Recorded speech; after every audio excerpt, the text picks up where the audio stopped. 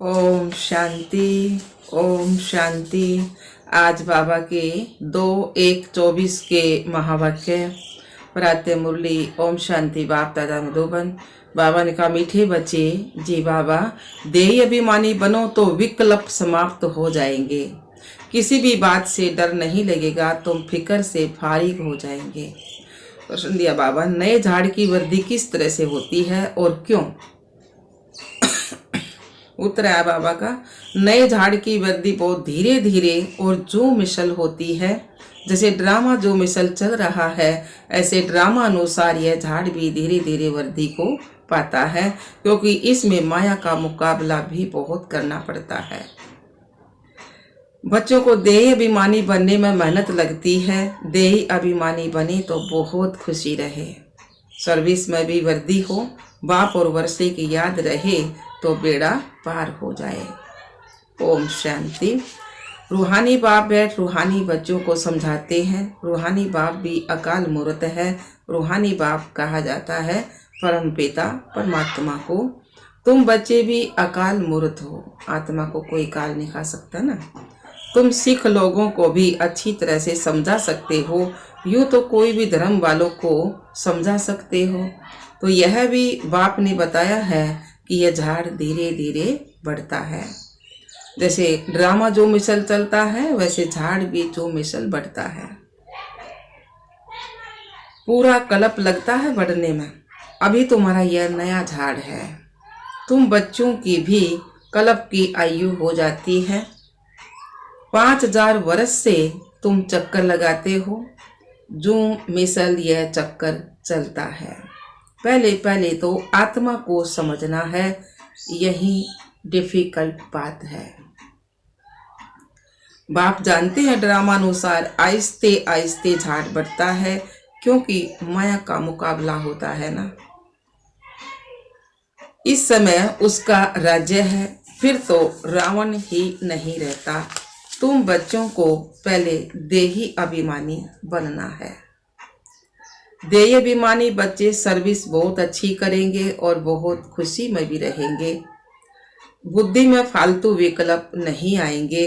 गोया तुम माया पर जीत पाते हो तो फिर तुमको कोई हिला ना सके। अंगद का भी दर्शांत है ना, इसलिए तुम्हारा महावीर नाम रखा है। अभी तो एक भी महावीर नहीं है, महावीर पिछाड़ी में बनेंगे।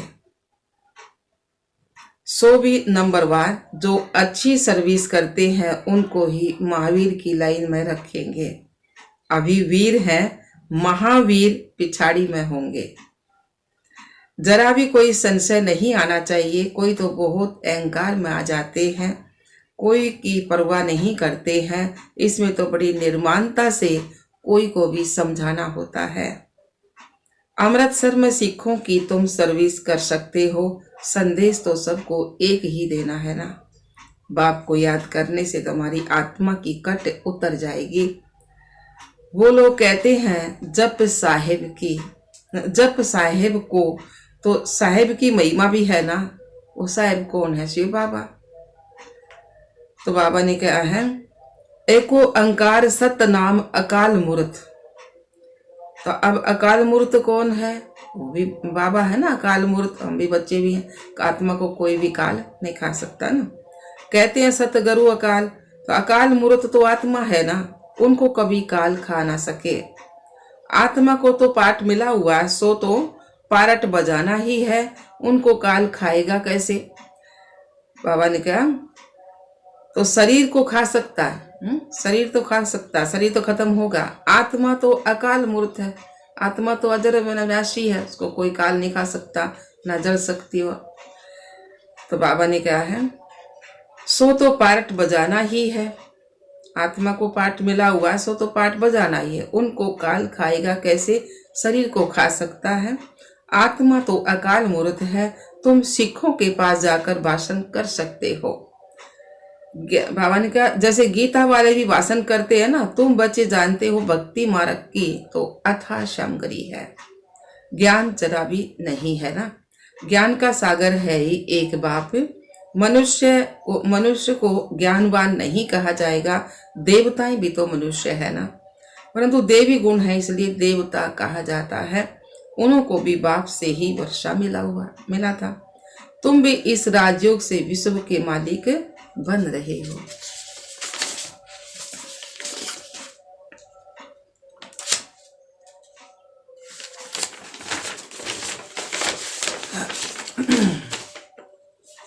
बाबा ने क्या, सतगुरु अकाल कहते हैं ना, सत्य तो वह एक बाप ही है, वही पतित पावन है।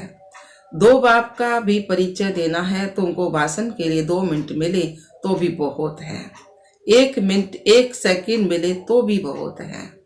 जिनको कलप पहले तीर लगा होगा उनको ही लगेगा, कोई बड़ी बात नहीं है, सिर्फ पैगाम देना है। बाबा ने समझाया है, समझो गुरु नानक आता है तो वे कोई मैसेज नहीं देते हैं तुमको वापिस घर चलना है, ये मैसेज नहीं देते ना। उसके लिए पवित्र बनो, वह तो पवित्र आत्माएं ऊपर से आती हैं धर्म स्थापना करने वाली, तो उनके धर्म की वृद्धि होती है, आते रहते हैं। वास्तव में सतगति दाता कोई मनुष्य नहीं हो सकता। सतगति दाता तो एक बाप है, मनुष्य तो मनुष्य ही है। फिर समझा जाता फलाने धर्म का है, तो बाप ने समझाया है तुम अपने को आत्मा समझो, पवित्र बनो। गुरु नानक ने कहा है मूत पलिति कपड़ धोए। यह भी पीछे शास्त्र बनाने वालों ने लिखा है, पहले तो बहुत थोड़े होते हैं, उनको क्या बैठ सुनाएंगे। यह ज्ञान भी बाप तुमको अभी देते हैं, फिर शास्त्र तो पिछाड़ी में बनते हैं। सतयुग में तो शास्त्र होते नहीं, पहले तो समझाना है बाप को याद करो तो विक्रम विनाश होंगे। विनाश तो होना ही है। पूछना चाहिए सर्वव्यापी किसको कहते हो, जिसकी यह महिमा गाते हो एको अंकार, तो वह तो बाप ठहरा। उनके बच्चे हम सब आत्माएं भी अकाल मूर्त हैं। हमारा तकत यह है दरकोटे के बीच, तो हम एक तकत छोड़ दूसरे पर बैठे हैं। एक शरीर छोड़ा तो दूसरे पर बैठ गए, 84 तकत पर बैठते हैं। अभी यह है पुरानी दुनिया, कितने हंगामे हैं। नई दुनिया में यह बातें हो ना सके। वहां तो एक ही धर्म होता है। बाप तुमको विश्व की बादशाही दे देते हैं, तुम्हारे पर कोई चढ़ाई नहीं कर सकते। द्वापर से धर्म स्थापक आते हैं अपने अपने धर्म की स्थापना करने। उनका धर्म जब वृद्धि को पाए, ताकत में आए, तब लड़ाई की बात हो। इस्लामी पहले कितने थोड़े होंगे, तुम्हारा धर्म तो यहाँ स्थापन होता है, वह आते ही द्वापर में है, उस समय ही धर्म स्थापन होता है। फिर 1-2 के पिछाड़ी आते जाएंगे। यह बड़ी समझने की बातें हैं। कोई तो ड्रामानुसार कुछ भी धारण नहीं कर सकते हैं। बाप समझाते हैं जरूर उनका पद कम होगा। यह कोई श्राप नहीं है। माला तो महावीरों की बनती है ना। ड्रामानुसार सभी एक जैसा पुरुषार्थ तो नहीं कर सकते हैं, आगे भी नहीं किया होगा। कहेंगे फिर हमारा क्या दोष है, तो बाप भी कहते हैं तुम्हारा कोई दोष नहीं है। तकदीर में नहीं है तो बाप क्या कर सकते हैं, समझ सकते हैं कौन कौन किस पद के लायक है। सिखों को भी समझाना है कि साहिब को जपो तो सुख शांति मिले। उनको सुख तब मिलता है जब उनके धर्म की स्थापना होती है। अब तो सब नीचे आ चुके हैं। तुम जानते हो सतगुरु अकाल मूर्त, फिर गुरु किसको कहते हो। सतगति देने वाला गुरु तो एक है, शिव बाबा। भक्ति सिखलाने वाले तो ढेर गुरु चाहिए, ज्ञान सिखलाने वाला तो एक बाप है। तो तुम माताएं उनको समझाओ कि यह कंगन तुम जो पहनते हो ये भी पवित्रता की निशानी है। तुम्हारा वह मान लेंगे, क्योंकि तुम माताएं ही तो स्वर्ग का द्वार खोलने वाली हो ना। तुम माताओं को अभी ज्ञान का कलश मिला है, जिससे सबकी सतगति हो जाती है। तुम बच्चे अभी अपने को महावीर कहलाते हो। तुम कह सकते हो कि हम गरज व्यवहार में रह स्वर्ग की स्थापना कर रहे हैं। रात दिन का फर्क है। यह जटाएं भी पवित्रता की निशानी है। अकाल मूर्त पतित पावन बाप की महिमा पूरी करनी चाहिए। साधु जो ये क्या है, ये सरदार जो है, ये ढाडी रखे हैं, उनकी बाबा का ये पवित्रता निशानी है। तो साधु सन्यासी परमात्मा नमः कहते हैं। साधुआ की बताई बाबा तक, साधु सन्यासी परमात्मा नमः कहते, फिर कहते हैं जो सर्वव्यापी है। यह रोंग है। बाप की तुम खूब महिमा करो, बाप की महिमा से तुम तैर सकते हो, तैर जाते हो। जैसे कहानी में राम राम कहने से पार हो जाएंगे ना, तो बाप भी कहते हैं बाप को याद करने से विषय सागर से तुम पार हो जाएंगे। ये तो जहरीला सागर है ना, इस समय विकारी दुनिया है, तो इससे हम पार हो जाएंगे। तुम सबको मुक्ति में जाना ही है। तुम अमृतसर में जाकर भाषण करो कि तुम पुकारते हो ना सतगुरु अकाल मूर्त, परंतु वह अब कहते हैं देह सहित देव विद्या के सब धर्मों को छोड़ अपने को आत्मा समझो। बाप को याद करो तो पाप भस्म हो जाएंगे, अंतमति सोगति हो जाएगी। शिव बाबा अकाल मूर्त निराकार है, तुम आत्मा भी निराकार हो। बाप कहते हैं मेरा शरीर तो है नहीं, मैं लोन लेता हूं, मैं आता ही पतित दुनिया में हूं। रावण पर जीत पाने तो यहाँ ही डायरेक्शन दूंगा, क्योंकि पतित होते ही पुरानी दुनिया में है। नई दुनिया में एक ही देवी देवता धर्म था उस समय, और सब शांति धाम में रहते हैं। फिर नंबरवार सतोर दुतमों में आते हैं। जिनको सुख बहुत मिलता है उनको दुख भी बहुत मिलता है। तुम्हें सबको बाप का पैगाम देना है कि बाप को याद करो तो घर पहुंच जाएंगे। सतगति सबकी तब होती है जब झाड़ पूरा होता है, सब आ जाते हैं। ऐसे तुम भी किसी को बहुत प्यार और धीरज से समझाओ। तुमको चित्र उठाने की भी दरकार नहीं है, वास्तव में चित्र है नयों के लिए। तुम कोई भी धर्म वालों को समझा सकते हो, परंतु बच्चों में इतना योग नहीं जो तीर लगे। कहते हैं बाबा हम हार खा लेते हैं, माया एकदम काला मुंह करा देती है। उनको ये पता ही नहीं पड़ता है कि हम देवता थे, इस समय असुर बन पड़े हैं। अब बाबा कहते हैं अपने को आत्मा समझ बाप को याद करो, बाप का पैगाम सबको देते रहो। बाइस्कोप से स्लाइड्स पर भी लिखो कि त्रिमूर्ति परमपिता परमात्मा शिव कहते हैं मामेकम याद करो तो तुम्हारे विक्रम विनाश होंगे, तो मुक्ति जीवन मुक्ति पा लेंगे। पैगाम तो सबको देना है ना।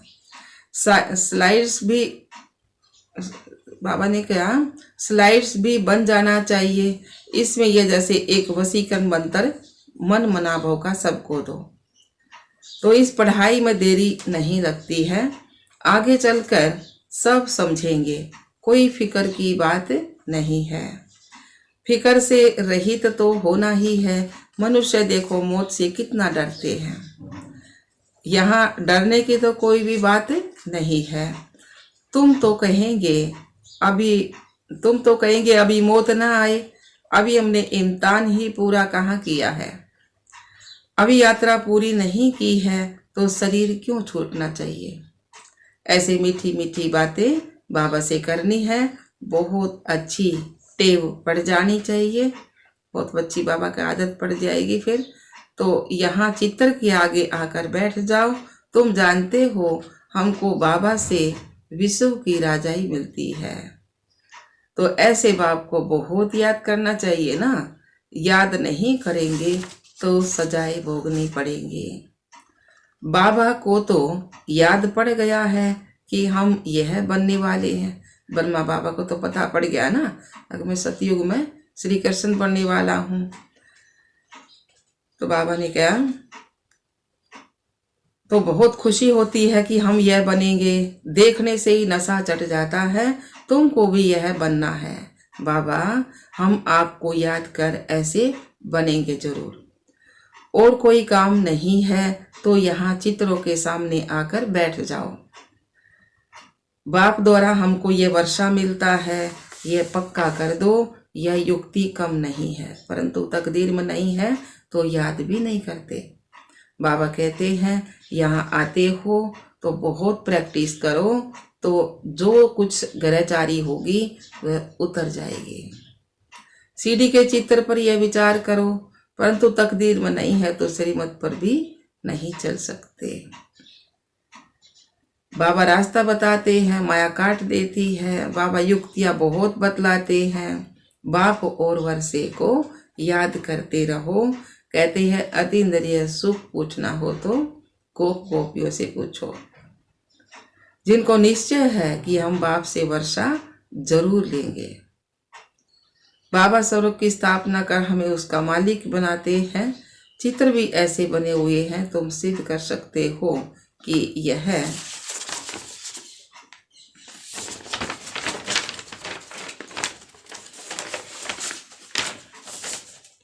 ये ब्रह्मा विष्णु का क्या संबंध है और किसको भी पता नहीं है। ब्रह्मा का चित्र देख मुझ जाते हैं।